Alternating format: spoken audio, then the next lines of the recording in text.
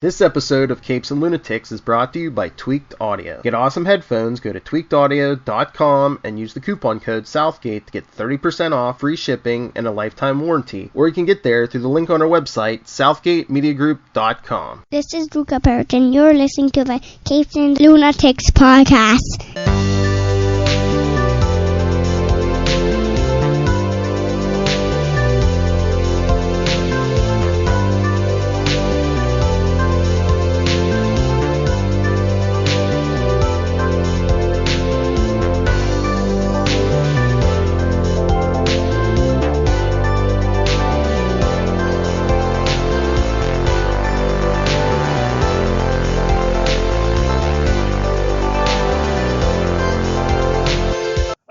Me hearties, and welcome to Full Stream Ahead. Arr! I'm your host, Charlie, the Professor Esser, and with me, as always, is my skinny rich friend. It's Mozz. Hey, Mozz. Welcome back to Full Stream Ahead, Season 1, Episode 3, where we are going to be discussing Season 1, Episode 3 of The Boys. Get some. It's the race of the century, A-Train versus Shockwave, vying for the title of World's Fastest Man. Meanwhile, the boys are reunited, and it feels so good. Who's got our credits this week? Where are the credits? There we go. Our director is Philip Screechia? As Phil Screechia. Another Phil. Phil sent Phil. And we, of course, got George Mastras and Eric Kripke. Our writers getting the developed by credit. George Mastras is our written by. Eric Kripke is the developed by. Garth Ennis and Derek Robertson gets our based on the comic books by credit. And then we just get to our cast. And, wow, so we open up right where we left off last week with a bloody Huey. De-bloodifying himself, I guess you could say. Yeah, blood and guts, too. Lots of guts. Yeah. Well, you blow up a guy, there's going to be leftovers. You know? Yeah, and that got me thinking in that moment as he's wiping all this blood off of him, I'm like, wouldn't his insides be invisible too? But then I remembered, no, it's just his skin that is. But then, when they scrape up body parts, they're all invisible. At no point did I see like a point of severed, where you could see the inside of the flesh. Well, and what I would say, I can't quite. I think you do see something. Okay, fair enough. A few minor things, but what it is his body still has integrity. So essentially, what happened is, he blew up from the bowels out. Yeah. So really, most of his body is still completely intact. Yeah. So it's just the soft, mushy bits in the bottom that got broken apart. So and that's where the blood is. The blood, the poop, the etc. That all. I forgot about the poop. Obviously, there must have been a good deal of poop too. Wow. Well, at least a little. Yeah, You never think of that. That's hilarious. Yeah, because he does pee. We know that. So he must poop as well. Though we don't know when the last time he had a good bowel movement was. So he may not have had anything to go right then, but you can imagine there's something in the mix. So. Right. Basically, wash your hands really well after that. Use some antibacterial soap. Yeah. So they clean up the site, and then we go to Starlight seeing Madeline, right? Yes, and Starlight is expecting to get the old heave ho, but as luck would have it, the girl came forward. Yay! That was good. And so she's testing through the roof. Now everyone's so pleased that she went up and beat up these rapists, and who wouldn't be? But then Bot wants to change her image accordingly. And I first off, I don't necessarily get where they're going with it, except that I guess the idea of sex sells. Right. And I guess on some level you kind of get the feeling that they probably always had this costume in reserve. They were always just waiting for the chance to run it up the flagpole, as it were.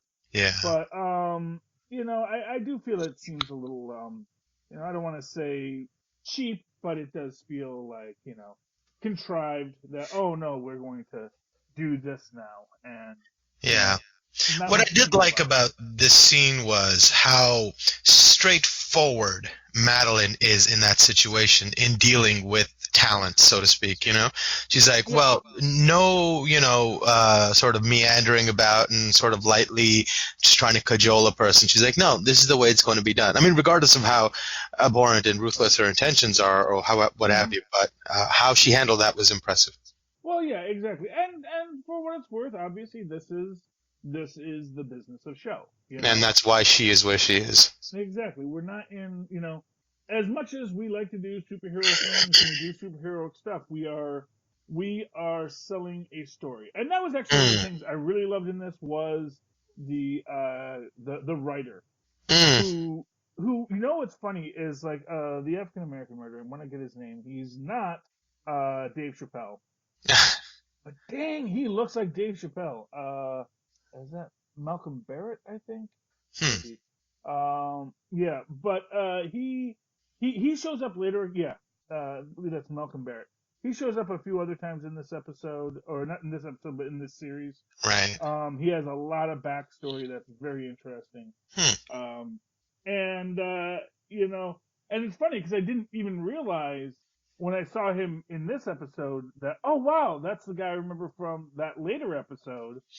And I hadn't even put together they were the same guy until like I just see this moment. He was actually in last episode too, pitching some writing stuff. So, and it's an interesting take on how they're going to go about, tracking this all down. Now they go to the I think race. we go to what? Huey and Frenchie going back to Huey's place, right? Yeah, because that's when he just starts tearing apart his room when he's getting. Yeah, it was funny. He had an A-Train toy. Like he was a fan of A-Trains before then. That's really interesting. Oh yeah. Well, I mean, the truth is that this is a world with superheroes, and, Yeah. it's why wouldn't you be a fan of A-Train? Right. No, I just sort of you would think that he always had this sort of attitude towards the superheroes, but no, he was really heartbroken when all this happened. Not just because he lost his girlfriend, but because he lost that fantasy. Well, exactly. I mean, that's the thing. It's like for the vast majority of people in this world, superheroes are just what they appear to be. Yeah. They're superheroes. They are these people of amazing talents and skills who we are just super impressed by and are so happy to see and work with and believe in. Because this is a world where, there's magic, Santa Claus may not be real, but, the Homelander is. And it's very easy to not look too deep into it to see where it's going wrong, because obviously Vought does not want anyone to. You know what I mean? That it's just as important to Vought that no one finds out about this stuff. To the extent that it would not surprise me that Vought has had to ice a super or two over the years. Because it's like, no, you think you're something? Let me explain how this all works. You even see this a bit last episode when Homelander threatens Deep. No, well, a little bit, but no, actually, when I was going to say when Madeline makes the point that the chairman wanted Homelander to do something. Mr. Edgar. Yes, and you could see Homelander kind of get taken aback by that. Yeah. Like almost like he was afraid. Like these guys do have a power even over Homelander. Yeah. Homelander is Superman, but they got their pocket full of kryptonite too. And I think that is a very telling aspect of the story. Because if Homelander does in fact have a kryptonite, if there is a way that these people can be controlled, and I think by the end of this we get the idea of what that is, because we find out about Compound V. Well, we don't find out everything about Compound V, Yeah, but what does that mean to Homelander? Why would Compound V mean anything? Like, why would that be leverage against Homelander? Because he doesn't need it. He's the ultimate superhero, right? Do we know that? Oh, fair enough. But isn't that the way they're painting him? Well, I guess maybe so here's what we can say. We can say that you can be a hero and not be on Compound V, because obviously Starlight was born with her powers. So you're saying he's getting something out of Compound V also, like he's constantly on it. Maybe he could be choosing. We don't know. And of course he would. Well, if he's that powerful, maybe. And if he's that sort of single-mindedly lusting after power or, exploits, I guess. But we also see, and we see how with A-Train, how it does ramp him up. Yeah. Where it doesn't matter how fast he can go even faster with it. To where when he's running against Shockwave, it's like he lapped him, Right, he wasn't even in the photo. Yeah, exactly, and that is super telling. And yeah, we see, it is very interesting. We also see with, Pop Claw, which I really enjoyed the scenes with Pop Claw. Yeah. I love how they break in, and I love just Huey just totally pulling his own weight in there. Where he's just like, no, we're going to upgrade your system, And not for nothing, how does a superhero not know, don't open your door to the cable guy if you didn't call for the cable guy? Isn't that just a prerequisite in any world, that you don't open the door if you don't know who that guy is? Yeah, you're Pop Claw, but, who's to say what the other guy is? I think that maybe there's something to the fact that she's just as ignorant to technology as Butcher and Mr. Milk are, Yeah, that could be it. It's just, and that's what they're counting on, because and what we see with Pop Claw is that clearly her superheroing was very B-list, and she mostly makes her money appearing in movies as Pop Claw. Yeah. That you kind of get the feeling that Pop Claw is kind of like you kind of get the feeling that she's like a chick Wolverine. And so she's super popular because she is grounded. But of course, if all the scenes are set, then you can do all those amazing things, and everyone just knows you're Pop Claw Bub, and she's all that. But at the same time, she's probably not all that. Yeah. That's the limitations of it. But that is that they do break into there. Before that, we actually have, of course, Butcher trying to recruit Mother's Milk back into it. And, just such a bold-faced liar.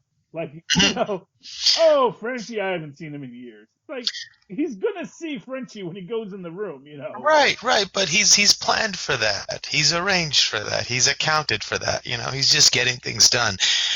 Telling him whatever he needs to hear in order to get the job done, Yeah. And that is what that is. It is, I'm not sure, if it, obviously he has these people's loyalty, and that's what, that's the crux of the biscuit is, the loyalty is there. Right. So he knows when he tells them a bold-faced lie, they're going to accept it and they're going to go with it. Right, because the bold-faced lie is periphery to the central narrative of what's happening, is that I killed Translucent, and that was a true thing, and that is what moved Milk to join the fight. Mm-hmm. And that was all true. The periphery stuff you could, window dress up a little bit, and when they get to it, they'll recognize themselves also that the central narrative is worth pursuing, and that's why we're all here. Mm-hmm. I think that's his perspective. Yeah. We get a nice callback to that in the next episode too. Yeah. With reference to the Spice Girls. Beautiful, beautiful metaphor. Yeah. What's Ginger doing? Anyway. Yes. Well, Ginger was the one was really the Mike Nesmith. People don't even realize that she was the Mike Nesmith of the Spice Girls. She was the one that actually was a professional studio artist and singer before they built the rest of the group around her, essentially. Yeah. And it's interesting, in this sort of their little reunion in the van, you get a hint that, like, Frenchie had something to do with whatever happened with Mallory. Yeah. Well, yeah, because he looked the other way with Lamplighter. Yes, but we get a little bit more of that, but I still don't know. And then isn't, like, Lamplighter in the beginning of the first episode, they're like, he's on a mission somewhere? Yeah, or was it that he retired? I forget if he retired. No, or that he's on a very special mission. And then I remember... No, that was the cover story that we're going to do for Translucent, that he was on a secret mission, and that's why no one could see him. Didn't they mention that initially about Lamplighter in the beginning? I thought it was a retirement. I thought it was a retirement. He was a retirement. Okay, gotcha. Although, how he got retired is the question. And it, honestly, from what we understand, because do we get in this one what happened to Mallory? What? No, we don't. No, that's next episode? Okay. Even in next episode, it just so slightly hints at something. Because at this point, I'm thinking that Mallory was the victim of whatever happened.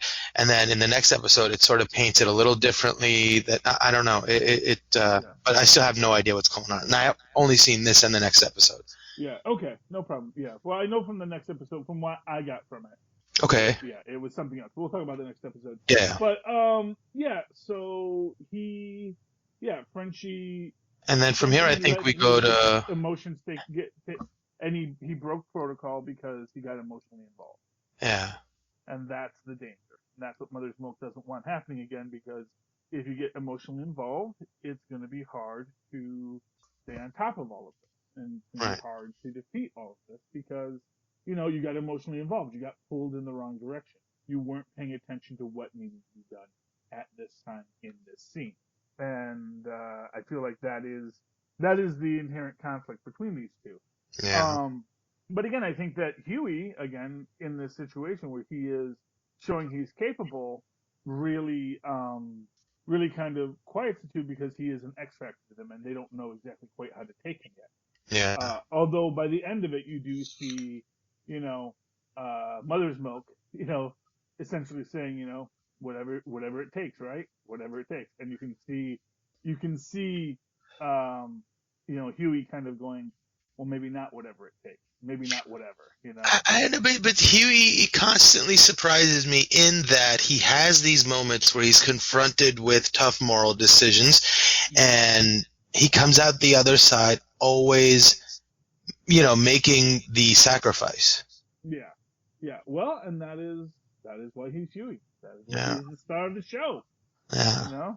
He's so powerful a character. They had to get Simon Pegg in here. Just because they didn't want to do it without him, even though he couldn't play Huey anymore. So, yeah. I like that scene with him and Huey in the room as well. It was tense. It was awkward. It was, had so much like potential energy hanging in the room. And as he's leaving, I love how Frenchie sort of gives him a little bit of perspective.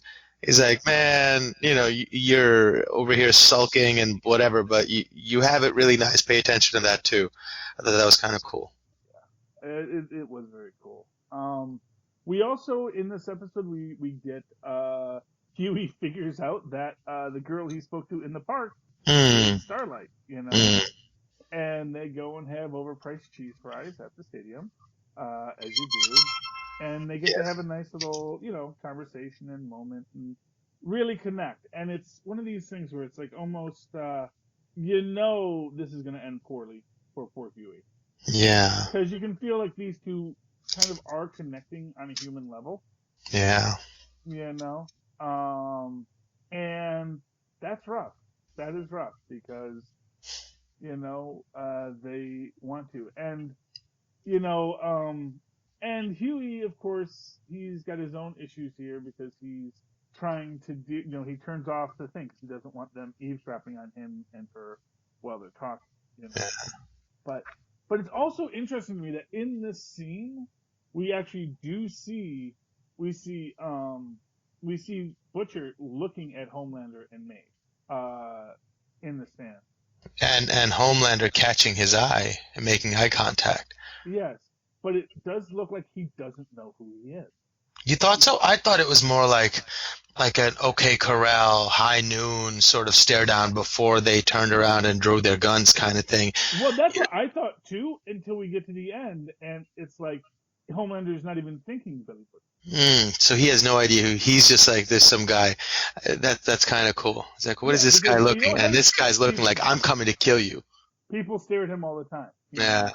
That's the thing, and for all the stuff that Homelander has done over the years, maybe there's a few people out there that look at him like, I want to kill you, and he's like, yeah, go ahead, try. Yeah. So is it in this episode or next episode where they find the remains of Translucent? That's the very end of this episode. So because it's on the inside of the thing, it says, I'm coming for you. And that's the look he had in his eye in the stands when he was staring down Homelander. So he's got to be able to put those two together, I think. But apparently, because we don't see any hint to that in the next episode.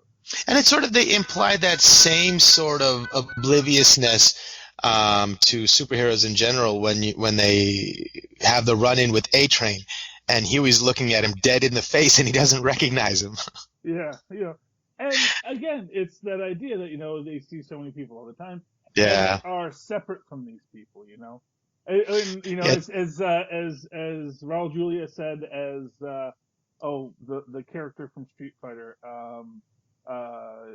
Colonel Bison, he says, I know when I came to your village and ransacked it and killed your family, that was very meaningful for you. But do know that for me, it was just Tuesday,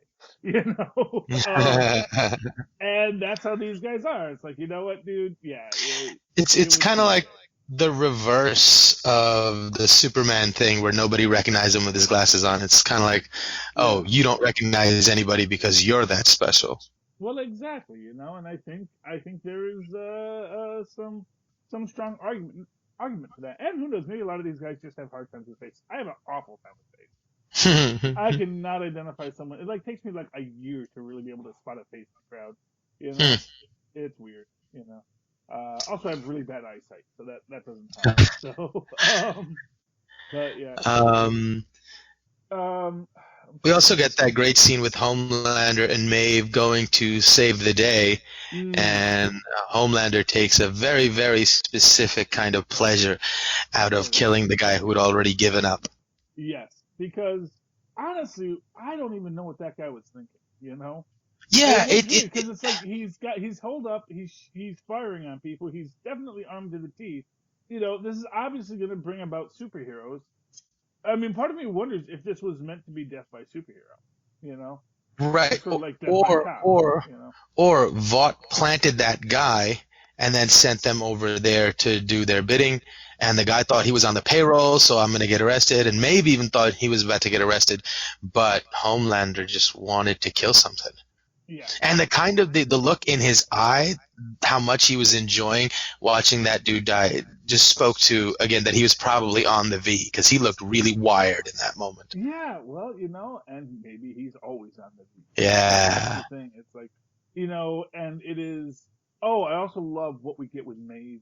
You can tell that Homelander saw their relationship as a very different than it was, But at the same time, he sort of threatens her if she ever dates anybody else. Well, exactly. Well, that's the idea, is that it is that he sees their relationship as, we're together forever, and it never was. It was like they were together, and she didn't have really a voice in that. She had no choice in that.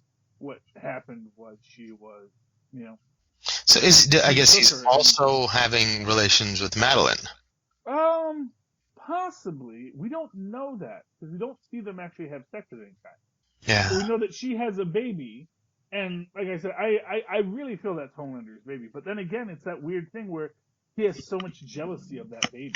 Yeah. Like the first time we see the baby, he's like all goo goo gaga at it. But then as the time goes on and he's not getting Madeline's attention, he gets very, that mewling baby view of it, So I found that like the most interesting aspect of Homelander's character and story there is that, he is absolutely, not cool with anyone, Like he is always looking for someone to tell him what a good boy am he.